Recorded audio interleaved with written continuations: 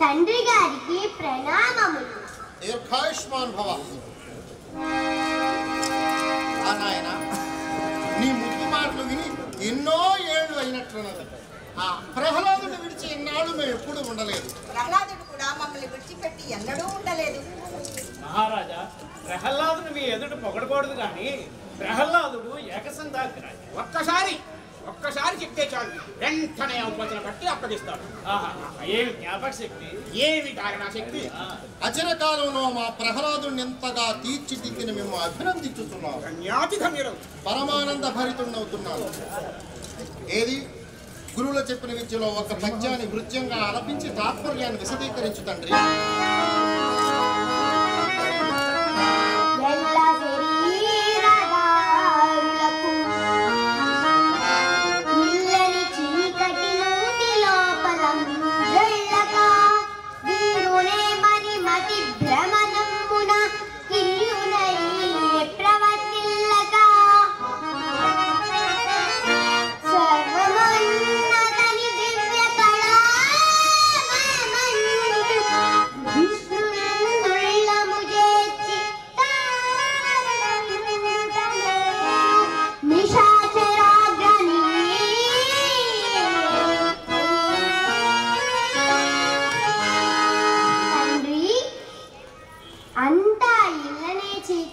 పడి మీరు మేము అనే భేదాలతో బ్రతుకుతున్నారు.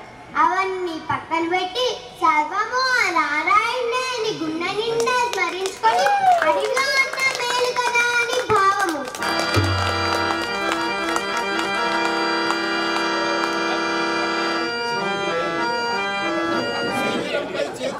చెప్పి చచ్చారా లేదా చైతన్యం చచ్చి చెప్పారా? మీ కుమారుడు ఎంతని చెప్పి చచ్చారా? అంతా ఇంతేనా? పలుకరా? ఈ పద్యాన్నే చెప్పలేదు.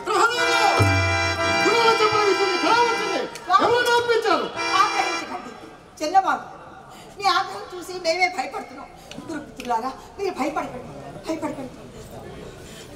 చూడు నాయన, ఆ విష్ణువు మనకు విరోధి, శత్రువు.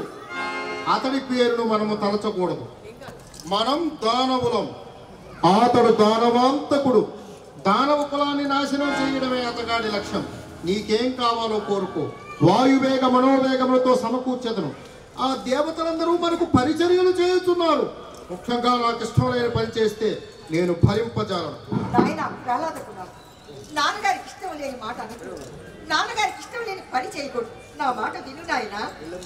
ప్రహ్లాద, మేము చెప్పిన విషయంలో అనేకం ఉండగా మేము చెప్పని ఈ విషయం నీకెలా తెలిసింది నాయన? చూడు నాయన, నీకు గురువులన్నా పెద్దలన్నా గౌరవం కదా, ఆ నామాన్ని మరిచిపో.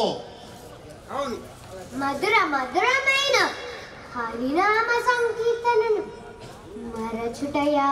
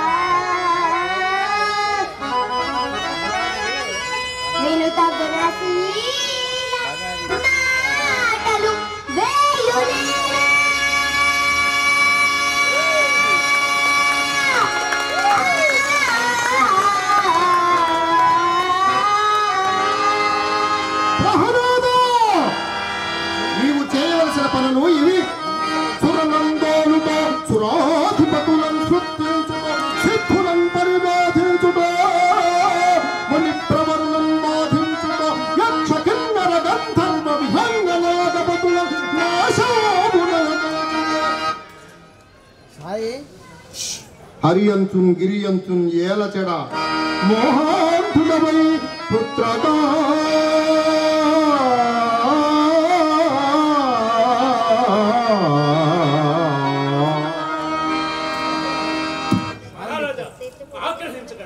అనుగ్రహించండి నాయన ప్రహ్లాద.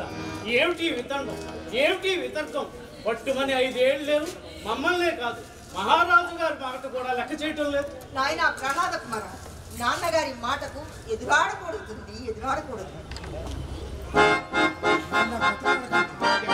నాకు మరొక అవకాశం ఇప్పించండి. కోపిస్తాం, దండిస్తాం, తప్పగా మీ దారి తెస్తాం. వాడిని బ్రతిమలాడకండి. వాడు నాకు కొడుకు కాదు, కొరివి. దానవ కులం అనే గంధపు తోటలో పుట్టిన ముళ్ళ మొక్క. ఇక దండిస్తే గాని దారికి రాడు. సరే తీసుకుపండి.